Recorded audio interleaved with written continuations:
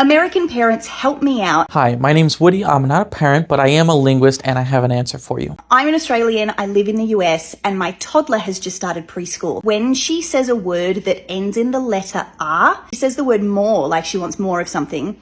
She'll say moi.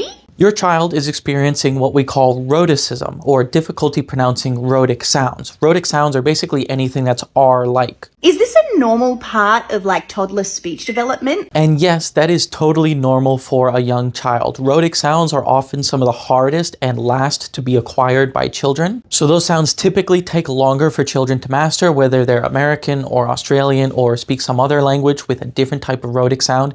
And you mentioned they're a toddler, so still pretty young, so it's totally normal around that age to still be struggling with some of those sounds, like R. If your child is still having trouble pronouncing that sound around 6, 7, 8 years old, that's when you want to start talking to a speech therapist. Or is this because she's getting confused because of the way that I speak? Now, assuming your child mostly grew up and started learning how to speak around you, initially they're going to try to sound more like you, but now that they're going to school, they're eventually going to end up sounding like their peers. So there might be some of that transition from an Aussie to American accent going on, but again, it's totally normal at a toddler age to have trouble pronouncing R. And as a little bonus content, what I find interesting about your child saying moi instead of more is that that's basically the curl-coil merger, so the word curl sounds like coil. It's very rare, especially today, but you could have heard it in some older New Orleans or Long Island accents. You can hear it on display with Colin Farrell's version of the Penguin in the Batman movie, as well as the Penguin series. I deserve a better life.